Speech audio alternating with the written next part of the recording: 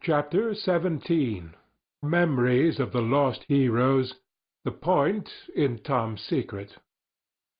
But there was no hilarity in the little town that same tranquil Saturday afternoon. The Harpers and Aunt Polly's family were being put into mourning with great grief and many tears. An unusual quiet possessed the village, although it is ordinarily quiet enough in all conscience. The villagers conducted their concerns with an absent air and talked little, but they sighed often. The Saturday holiday seemed a burden to the children. They had no heart in their sports, and gradually gave them up. In the afternoon Becky Thatcher found herself moping about the deserted schoolhouse yard, and feeling very melancholy. But she found nothing there to comfort her. She soliloquized, "Oh, if only I had a brass andiron knob again! But I haven't got anything now to remember him by." And she choked back a little sob. Presently she stopped and said to herself, "It was right here. Oh, if it was to do over again, I wouldn't say that. I wouldn't say it for the whole world. But he's gone now. I'll never, never, never see him any more." This thought broke her down, and she wandered away, with tears rolling down her cheeks. Then quite a group of boys and girls, playmates of Tom's and Joe's, came by, and stood looking over the paling fence and talking in reverent tones of how Tom did so-and-so the last time they saw him, and how Joe said this or that small trifle, pregnant with awful prophecy, as they could easily see now, and each speaker pointed out the exact spot where the lost lad stood at the time, and then added something like, "And I was a-standing just so, just as I am now, and if you was him, I was close to that, and he smiled just this way, and then something seemed to go all over me like awful, you know, and I never thought what it meant, of course, but I can see now." Then there was a dispute about who saw the dead boys last in life, and many claimed that dismal distinction, and offered evidences, more or less tampered with by the witness. And when it was ultimately decided who did see the departed last, and exchanged the last words with them, the lucky parties took upon themselves a sort of sacred importance, and were gaped at and envied by all the rest. One poor chap, who had no other grandeur to offer, said with tolerably manifest pride in the remembrance, "Well, Tom Sawyer, he licked me once." But that bid for glory was a failure. Most of the boys could say that, and so that cheapened the distinction too much. The group loitered away, still recalling memories of the lost heroes in awed voices. When the Sunday school hour was finished the next morning, the bell began to toll, instead of ringing in the usual way. It was a very still Sabbath, and the mournful sound seemed in keeping with the musing hush that lay upon nature. The villagers began to gather, loitering a moment in the vestibule to converse in whispers about the sad event.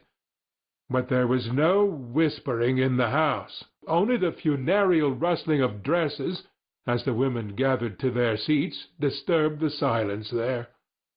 None could remember when the little church had been so full before.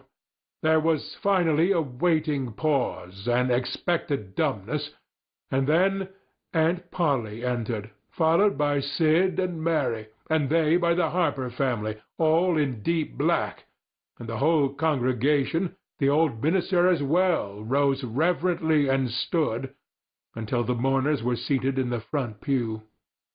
There was another communing silence, broken at intervals by muffled sobs, and then the minister spread his hands abroad and prayed. A moving hymn was sung, and the text followed, "I am the resurrection and the life." As the service proceeded, the clergyman drew such pictures of the graces, the winning ways, and the rare promise of the lost lads, that every soul there, thinking he recognized these pictures, felt a pang in remembering that he had persistently blinded himself to them always before, and had as persistently seen only faults and flaws in the poor boys. The minister related many a touching incident in the lives of the departed two, which illustrated their sweet, generous natures, and the people could easily see now how noble and beautiful those episodes were, and remembered with grief that at the time they occurred they had seemed rank rascalities well deserving of the cowhide. The congregation became more and more moved as the pathetic tale went on, till at last the whole company broke down and joined the weeping mourners in a chorus of anguished sobs, the preacher himself giving way to his feelings and crying in the pulpit. There was a rustle in the gallery which nobody noticed. A moment later the church door creaked. The minister raised his streaming eyes above his handkerchief and stood transfixed.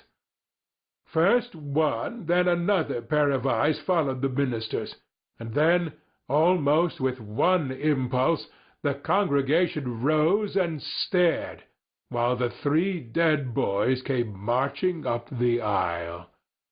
Tom in the lead, Joe next, and Huck, a ruin of drooping rags, sneaking sheepishly in the rear. They had been hid in the unused gallery, listening to their own funeral sermon. Aunt Polly, Mary, and the Harpers threw themselves upon their restored ones, smothered them with kisses, and poured out thanksgivings, while poor Huck stood abashed and uncomfortable, not knowing exactly what to do or where to hide from so many unwelcoming eyes. He wavered and started to slink away, but Tom seized him and said, "Aunt Polly, it ain't fair. Somebody's got to be glad to see Huck." "And so they shall. I'm glad to see him. Poor motherless thing."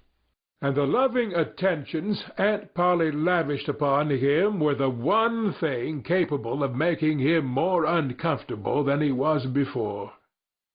Suddenly the minister shouted at the top of his voice, "Praise God, from whom all blessings flow! Sing, and put your hearts in it!" And they did. Old 100 swelled up with a triumphant burst, and while it shook the rafters, Tom Sawyer the pirate looked around upon the envying juveniles about him, and confessed in his heart that this was the proudest moment of his life. As the sold congregation trooped out, they said they would almost be willing to be made ridiculous again to hear Old 100 sung like that once more. Tom got more cuffs and kisses that day, according to Aunt Polly's varying moods, than he had earned before in a year, and he hardly knew which expressed the most gratefulness to God and affection for himself. End of chapter 17.